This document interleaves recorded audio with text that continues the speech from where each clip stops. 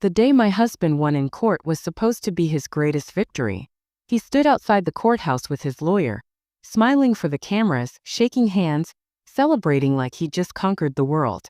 He thought he'd beaten me. He thought he'd walked away with everything. The house, the money, the business we built together.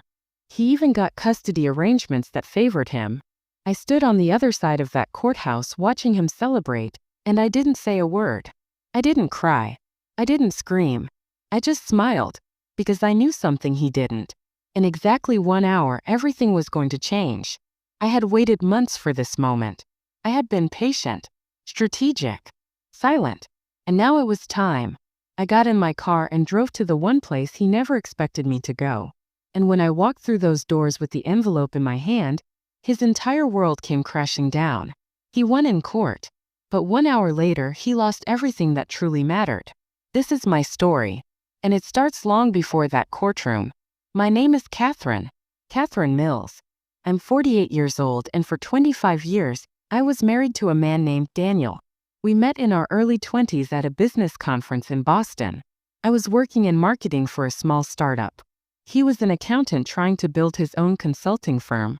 He was smart, driven, and confident. We clicked immediately. Within 6 months, we were engaged. Within a year, we were married. We built everything together. Daniel started his financial consulting business from our tiny one-bedroom apartment. I helped him with branding, client outreach, proposals, anything he needed. I worked full-time during the day and helped him at night. We barely slept. We lived on coffee and takeout. But we were a team. And slowly the business grew. Within 5 years, he had a small office. Within 10, he had a team of consultants working under him. Within 15, he was one of the most respected financial advisors in the state. We bought a beautiful house in the suburbs of Philadelphia. 4 bedrooms, a big backyard, a 2-car garage. We had 2 kids, Emma and Jacob. I left my marketing job to raise them and manage the household. Daniel said it made sense. His business was booming, and someone needed to be home with the kids. I agreed. I wanted to be there for them, so I became a stay-at-home mom. I organized their schedules. I packed their lunches. I drove them to soccer practice and piano lessons. I kept the house running while Daniel built his empire. But somewhere along the way, things shifted. Daniel became distant. He worked late every night. He traveled constantly. He stopped asking about my day. He stopped noticing me. When I tried to talk to him, he'd say he was stressed, that the business was demanding, that I didn't understand the pressure he was under. So I stopped trying. I focused on the kids, on keeping everything together, on pretending we were still the team we used to be. Then, about 2 years ago, I found out he was having an affair. Her name was Jessica. She was 32, a junior consultant at his firm. Beautiful, ambitious, everything I wasn't anymore. I found out by accident. I'd picked up his phone to check the time, and a message popped up. Can't wait to see you tonight. I love you. My heart stopped. I confronted him that night. He didn't even try to deny it. He just said, I'm not happy anymore, Catherine. I haven't been for a long time. I asked him if he wanted to try counseling, therapy, anything. He said no. He said he'd already made up his mind. He wanted a divorce, and he wanted to do it quickly. He moved out the next week, into an apartment downtown, with her. The divorce process was brutal. Daniel hired the best lawyer money could buy. I couldn't afford anyone like that, so I got a court-appointed attorney who was overworked and underpaid. Daniel fought me on everything. The house, the savings, the business. He claimed I hadn't contributed anything financially, that everything we had was because of him, that I was entitled to the bare minimum. I was devastated, not just because of the betrayal, but because he was erasing me. Erasing 25 years of partnership, of sacrifice, of building a life together. He made it sound like I'd just been sitting around doing nothing while he worked. Like raising our children and managing our home wasn't work. Like supporting his dreams wasn't contribution. The court date was set. I showed up with my lawyer hoping for fairness. But Daniel's legal team was ruthless. They painted me as a woman who'd lived off her husband's success, who hadn't worked in years, who deserved only what the law required, nothing more. My lawyer tried. But we didn't stand a chance. The judge ruled in Daniel's favor on almost everything. He kept the business. He kept most of the savings. I got the house, but with a mortgage I could barely afford. And the custody arrangement heavily favored him, even though I'd been the primary caregiver for years. When the verdict was read, Daniel smiled. He shook his lawyer's hand. He looked at me across that courtroom with a look that said, I won. And I just sat there, numb, broken, watching the man I'd loved for 25 years walk away like I was nothing. But what Daniel didn't know was that I'd been preparing for this. For months. I'd been gathering information, evidence. I'd been meeting with people he didn't know I knew. And I'd been building a case of my own. Not in the courtroom, but somewhere else. Somewhere that would hit him where it truly hurt. And exactly 1 hour after his victory, I was going to play my card. The months leading up to the trial were some of the darkest of my life. I felt invisible, erased. Like everything I'd given to our marriage meant nothing. But somewhere in that darkness something shifted. I stopped waiting for someone to save me. I stopped hoping Daniel would suddenly see my worth. I realized that if I wanted justice, I was going to have to fight for it myself. I started paying attention. Really paying attention. I noticed things I'd ignored for years. The late-night phone calls. The business trips that didn't quite add up. The expensive dinners charged to the company card. The way Daniel always kept his office locked. The way he never let me see the business finances anymore, even though I'd helped him build that company from the ground up. One afternoon, about 3 months before the trial, I went to visit an old friend. Her name was Margaret. She was a forensic accountant, someone who specialized in uncovering financial fraud and hidden assets in divorce cases. We'd been friends since college, but we drifted apart over the years. I reached out to her and we met for coffee. Catherine, she said, studying my face, you look exhausted. I told her everything. The affair. The divorce. The way Daniel was trying to take everything and leave me with nothing. She listened quietly, her expression growing more serious with every word. Do you think he's hiding assets? She asked. I paused. I don't know. Maybe. He's been so secretive about the business lately. And his lifestyle doesn't match what he's claiming in court. He says the business is struggling, but he just bought a new car. He's taking trips. He's living in an expensive apartment. Margaret leaned forward. Catherine, I've seen this before. Men like Daniel's successful, controlling, they often hide money before a divorce. Offshore accounts. Shell companies. They move assets around so their spouse can't touch them. And if he's doing that, it's illegal. The court would need to know. My heart started racing. How would I even find out? She smiled. That's what I do. But I'd need access. Bank statements. Business records. Tax returns. Anything you can get me. I thought about it. Daniel had locked me out of everything, but I still had keys to his office. I still knew his routines. And most importantly, I still had access to our home office, where he kept old files he probably thought I'd never look at. Over the next 2 months, I became a detective in my own life. I searched through boxes in the attic. I found old tax returns, business contracts, bank statements from years ago. I took photos of everything and sent them to Margaret. I waited until Daniel was out of town and used my key to get into his office downtown. I didn't take anything. I just photographed documents, spreadsheets, client lists, financial reports. Margaret worked quietly in the background, piecing it all together. And slowly a picture emerged. Daniel had been siphoning money out of the business for years. He'd set up a shell company in Delaware. He'd moved assets into accounts under that company's name. Accounts the court didn't know existed. He'd also been inflating business expenses and underreporting income to make it look like the company was worth less than it actually was. Catherine, Margaret said when she called me one evening, he's hidden over $2 million. Maybe more. And if we can prove this in court, he's not just going to lose the case. He could face criminal charges for fraud and tax evasion. I felt a surge of something I hadn't felt in months. Hope, but also fear. What do? We file a motion with the court, she said. We present the evidence. But we have to be strategic.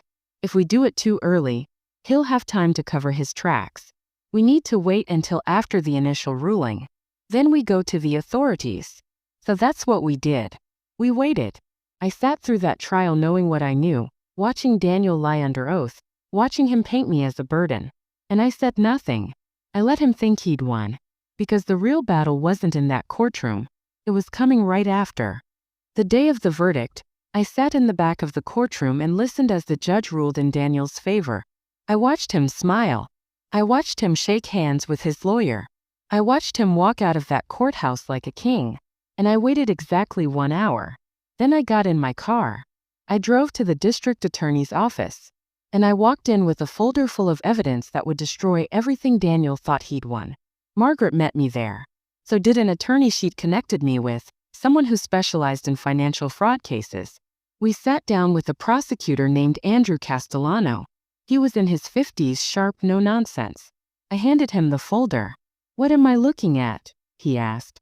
"Proof that my ex-husband has been hiding assets and committing tax fraud for years," I said calmly. "And proof that he lied under oath in our divorce proceedings." Andrew opened the folder. He scanned the documents. His eyebrows went up. He looked at Margaret. "You put this together?" She nodded. "Every page is verified. Bank records, shell company filings, tax discrepancies. It's all there." He leaned back in his chair. "If this is accurate, we're talking about serious charges. Fraud, perjury, tax evasion. He could go to prison." I looked him in the eye. "Good." Andrew studied me for a moment.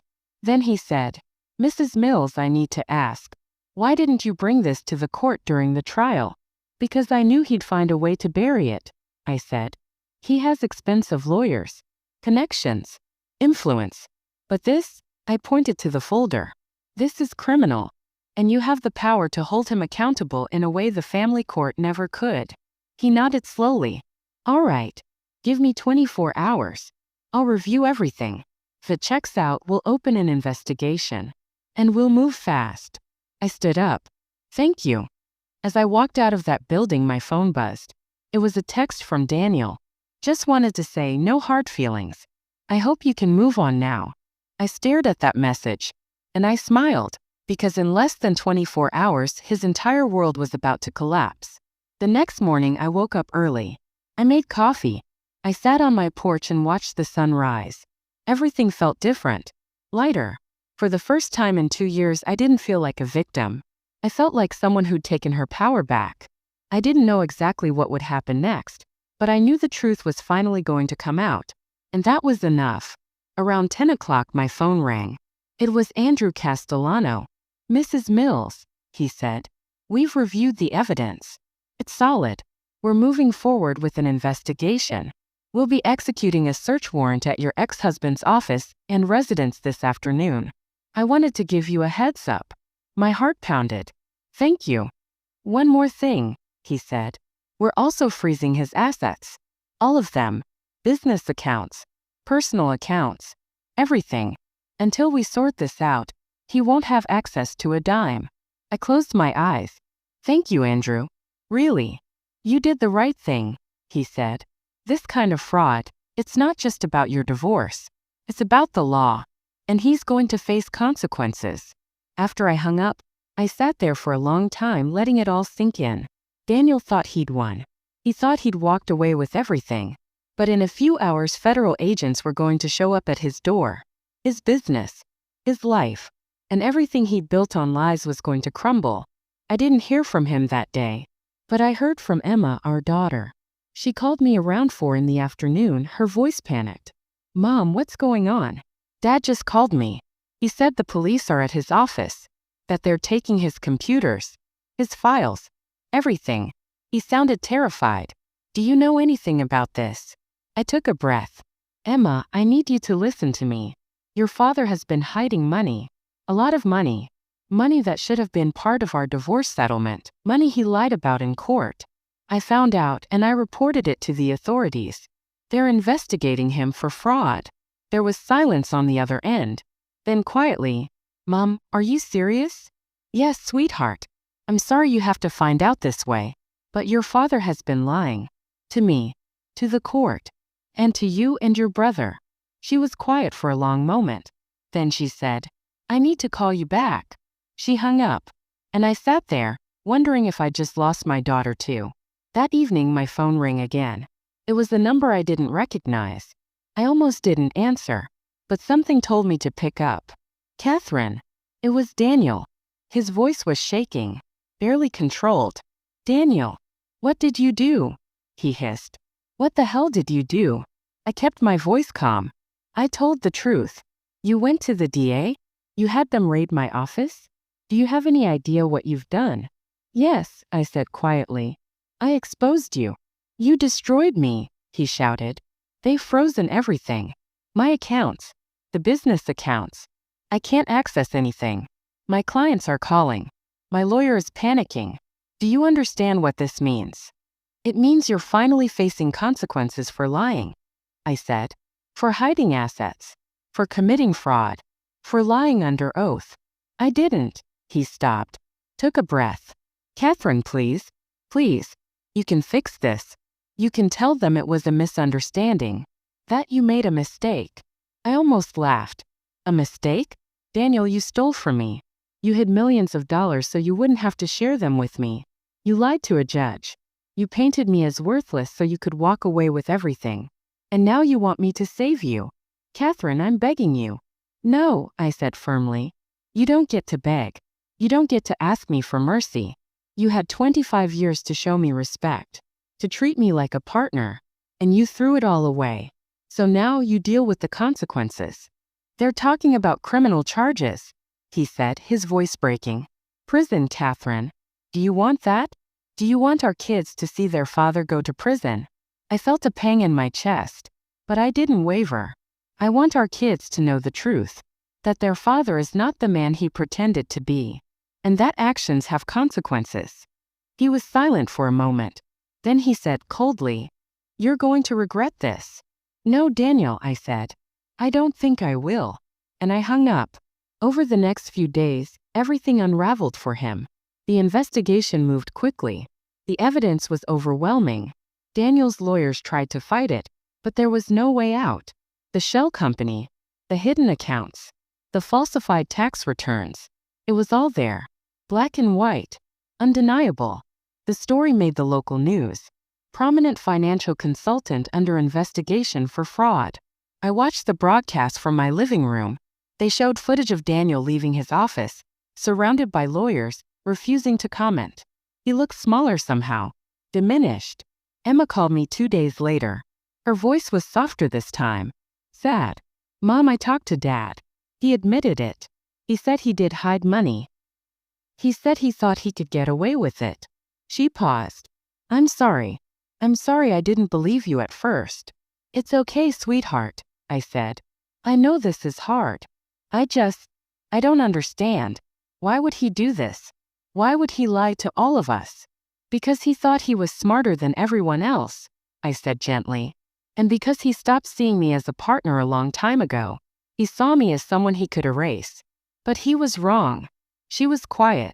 Then she said, I'm proud of you, Mom, for standing up for yourself. Tears filled my eyes. Thank you, baby. A week later, the DA's office called. Andrew Castellano again. Mrs. Mills, I wanted to update you. We've reached a plea agreement with your ex-husband's legal team. He's going to plead guilty to tax evasion and perjury. In exchange, he'll serve 18 months in a minimum security facility and pay significant fines. He'll also be required to pay full restitution, including everything he hid from you. I exhaled slowly. So it's over. Almost, Andrew said. There's one more thing. Because of the new evidence, the family court has agreed to reopen your divorce case. You'll be entitled to a fair division of assets this time, which means you're going to get what you should have gotten from the beginning. I sat down. I couldn't speak for a moment. Mrs. Mills? Andrew asked. You still there?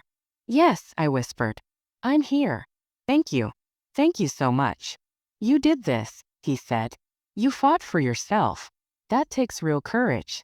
When I hung up, I sat in my kitchen and cried. Not out of sadness, not out of anger, but out of relief, out of vindication, out of the overwhelming realization that I had won. Not in a courtroom, but in the place that mattered most. In my own life.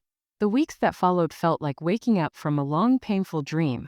Everything moved quickly once the plea agreement was finalized. Daniel pled guilty to tax evasion and perjury in a quiet courtroom hearing. I wasn't there. I didn't need to be. I'd already said everything I needed to say. The family court reopened our divorce case, and this time things were different. Daniel's expensive lawyers couldn't twist the truth anymore. The evidence was public record now. The hidden accounts. The shell company. The $2 million he tried to keep from me. The judge was furious. She said Daniel had made a mockery of the legal system, and that she was appalled by his behavior. The new settlement was fair. More than fair. I was awarded half of everything, including the assets he'd hidden. The house was paid off in full. I received a significant cash settlement. And the business, which Daniel claimed was struggling, was ordered to be sold, with the proceeds split equally between us. I also received back pay for spousal support he should have been paying all along. For the first time in 2 years I could breathe. I could plan. I could imagine a future that wasn't defined by fear or scarcity. Daniel was sentenced to 18 months in a minimum security federal facility. He was also ordered to pay hefty fines and complete community service after his release. I heard through mutual acquaintances that Jessica left him shortly after the sentencing. She didn't want to be tied to a man facing prison time and financial ruin. I felt no satisfaction in that. Just a quiet acknowledgement that people who build relationships on betrayal rarely find happiness. Emma and Jacob took the news hard at first. It's not easy to learn that your father is a liar and a criminal. But over time we talked. Really talked. I didn't badmouth Daniel to them. I didn't need to. They were old enough to see the truth for themselves. And slowly, they began to understand that what I'd done wasn't about revenge. It was about justice. It was about refusing to be erased. Emma came over one Saturday afternoon, a few months after everything was finalized. We sat on the porch with tea, watching the neighbors walk their dogs. "Mom," she said quietly, "I've been thinking a lot about everything that happened, and I just want to say, I'm sorry." I looked at her. "For what, sweetheart?" "For not seeing it sooner. For not realizing how much you sacrificed. For how hard it must have been when Dad left and tried to take everything." She paused. "You raised us. You gave up your career for us. And he tried to make it seem like that didn't matter. Like you didn't matter." I reached over and took her hand. "You were his daughter. You loved him. That's not something to apologize for." "But I should have stood by you," she said, tears in her eyes. "I should have believed you from the beginning." "You're here now," I said gently. "That's what matters." She hugged me, and in that moment, I felt something I hadn't felt in years. Wholeness. Jacob came around too in his own way.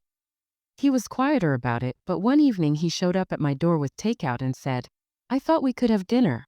Just us." We ate together and talked about school, his friends, his plans for the future. He didn't mention his father and I didn't push. But at the end of the night, as he was leaving, he hugged me and said, "I love you, Mom. And I'm really glad you didn't let him win." Those words meant more to me than any court ruling ever could. I also reconnected with old friends. People I'd lost touch with over the years while I was busy raising kids and managing Daniel's life. Margaret became one of my closest confidants again. We met for coffee regularly, and she helped me start thinking about what I wanted to do next. Not just financially, but with my life. "You're free now, Catherine," she said one afternoon. "You have resources. You have time. What do you want to do with it?" I thought about that question for a long time, and the answer surprised me. I wanted to help other women. Women like me who'd been erased in their marriages, who'd been told they didn't contribute, who were fighting for what was rightfully theirs but didn't know where to start. I started volunteering with the local nonprofit that provided legal support and financial counseling to women going through difficult divorces. I shared my story, not for sympathy, but to show them that it was possible to fight back, that they weren't powerless, that the system could work for them if they had the right information and the right support. It gave me purpose, gave me meaning, and it reminded me that my experience, as painful as it was, could be used to help others. I also started painting again, something I'd loved in college but had given up years ago. I set up a small studio in one of the spare bedrooms and spent hours there, losing myself in color and texture. It was healing, meditative, a way to process everything I'd been through and transform it into something beautiful. One evening, about 6 months after everything was settled, I was sitting on my porch watching the sunset when my phone buzzed. It was a message from an unknown number. "Catherine, it's Daniel. I know I have no right to reach out, but I wanted to say I'm sorry for everything. You deserved better. I hope you're doing well." I stared at that message for a long time. Part of me wanted to ignore it. Part of me wanted to respond with anger. But instead I just felt nothing. No rage. No bitterness. Just a quiet recognition that he was a person who'd made terrible choices and was now living with the consequences. I didn't respond. I deleted the message. And I went back to watching the sunset. Because that chapter of my life was closed. Daniel didn't get to have the last word anymore. I did. And my last word was simple. I survived. I fought. And I won. It's been over a year now since that day in court. A year since Daniel thought he'd won. A year since I walked into the district attorney's office and changed everything. And as I sit here today looking back on all of it, I realize something important. This was never really about revenge. It was about reclaiming myself. For so many years, I let Daniel define me. I let him decide my worth. I let him erase my contributions, my sacrifices, my value. And when he left, I almost believed him. I almost believed I was nothing without him. But I was wrong. And proving that to myself was the real victory. I still live in the house. But it feels different now. It's not our house anymore. It's mine. I've repainted the walls. I've rearranged the furniture. I filled it with things that make me happy: books, art, plants, light. It's a home again. Not the home I planned, but a home that reflects who I am now, who I've become. My kids visit often. Emma comes by every week. We cook together. We talk. We laugh. Jacob stops by when he's home from college. Our relationship is different now, deeper, more honest. They see me as a person, not just as their mother. And I think they respect me in a way they didn't before. Not because I destroyed their father, but because I stood up for myself. Daniel was released from prison a few months ago. I heard he's living in a small apartment across town, working as a consultant for a firm that hired him despite his record. He's rebuilding, I suppose. Starting over. I don't wish him harm. I don't wish him suffering. I just wish him distance. I hope he's learned something. I hope he's become a better person. But that's not my concern anymore. I've started dating again. Nothing serious. Just coffee here and there. Dinners. Walks in the park. Feels strange at first, learning to trust again. Learning to let someone see me. But it's also exciting. It reminds me that my story isn't over. That there are still chapters to write, still possibilities ahead. I've also been thinking about going back to school. Maybe getting a degree in counseling or social work. I want to formalize the work I've been doing with the nonprofit. I want to be able to help women not just with my story, but with real skills and credentials. Feels like the right next step. Like I'm finally building something that's entirely mine. Sometimes late at night, I think about that moment in the courtroom. The moment Daniel smiled and thought he'd won. And I think about the hour that followed.